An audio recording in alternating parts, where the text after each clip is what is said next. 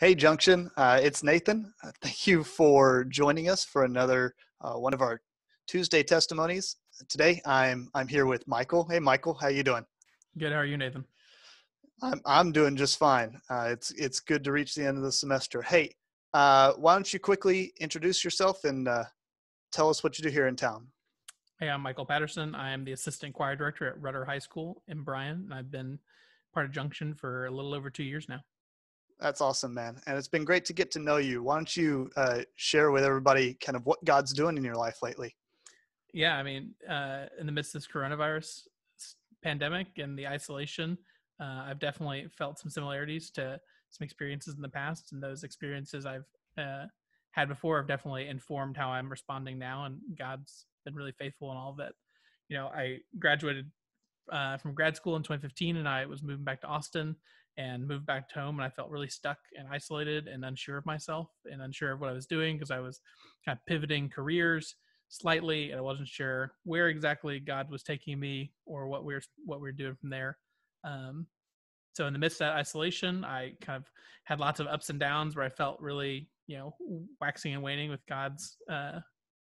my relationship with God, and then I applied for a couple jobs in teaching, and they didn't pan out. I didn't get the job, and then I felt really concerned and was really trying to figure out what God was trying to tell me about why He hadn't helped me land a job. And then all of a sudden, this job in Bryan literally fell out of the sky. Random email one day from a fine arts director saying, "Hey, do you want to apply for this job?" And I was like, "Yes."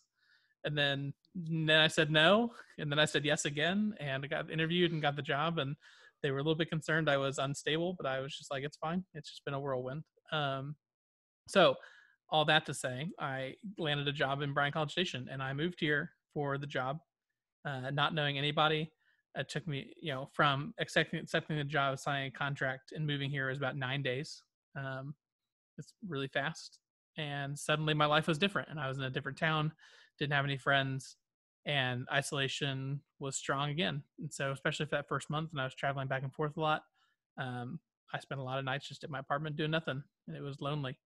And then I came in a Junction, and I started making friends and coming to Thursdays and Sundays.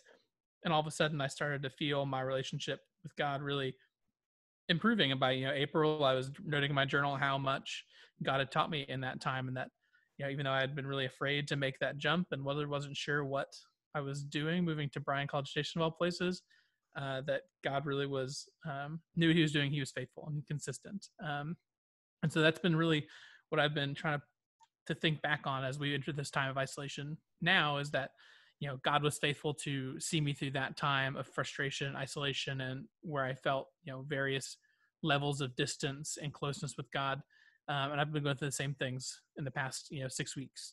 My job has changed quite a bit. I can't teach choir virtually, so I've had to figure out how to do that. My interactions with people have all become virtual, which are not my favorite. I've experienced burnout with the virtual hangouts. I've experienced kind of a lackluster sense of not really wanting to do anything, because what's the point if we're all kind of socially distanced? And but God has used the time to help me grow closer to Him. I've dug into my journaling a lot more, which really helped me wrestle with a lot of my anxiety, a lot of my fears and frustrations during this time. And something that really hit me last week during Todd's message, and I've been thinking about a lot, is this idea that when I experience God, God's closeness kind of waxing and waning and going up and down, I can experience that one of two ways. I can think of it as me being consistent and God being inconsistent in how He interacts with me, choosing to be close to me or choosing to be far away from me,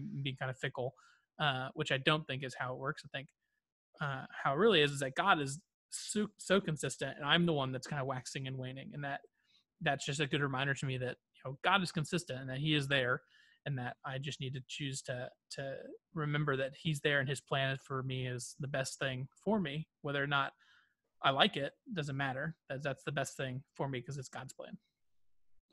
Yeah, I hear you. I remember meeting you kind of in that time when you were first coming to town and taking steps out really courageously, honestly, to get involved. We were studying Hebrews. You and I were part of that group, and those were some great times. Really getting to know one another and to love one another more. And I've been glad to get to know you. What would you say? So, a lot of people are probably feeling the same kinds of things, feeling really isolated, don't know how to reach out to people, feeling a little bit distant from God in those moments. What would you say to somebody who's feeling that? Yeah, for me, I think making sure to stay connected to the community in some way, whether it's virtually or whether it's just like reaching out to really specific people who are been good encouragers of you in the past. Virtual hangouts are not the same as real hangouts in person, but you know, since they're what we have to do, then we've just got to make the best of it with virtual hangouts. And then for me, also just journaling has always been really important to me. Being able to tangibly wrestle with my thoughts on paper and not just kind of let them be theoretical things in my head. I need to have them on paper and see them and recognize that yes, I'm having these thoughts and these are how I feel about God right now, but that, it then allows me to look at my feelings and then write down some truth from God, from the scripture and say, but this is how I feel, but this is what God says. And ultimately what God says trumps how I feel. And just getting to wrestle with that on paper is really, really important for me. And it's also just a great way for me to look back, in the years and see how consistent God has been. And so I can see the consistency going forward. Yeah. Well, thank you, man, for sharing. I'm always blessed to get to hear stories from you and all the other people at Junction. Hey, Junction, I say reach out to Michael. Say thank you for his courage to share. If you want to find ways to get connected, let me know, let him know, and we'd love to put you in touch with somebody or get connected with you on a personal level. In either case, can't wait until we can get together again and see each other again. But until then, hope you're having a wonderful day and look forward to seeing you soon. Bye. Bye, Junction.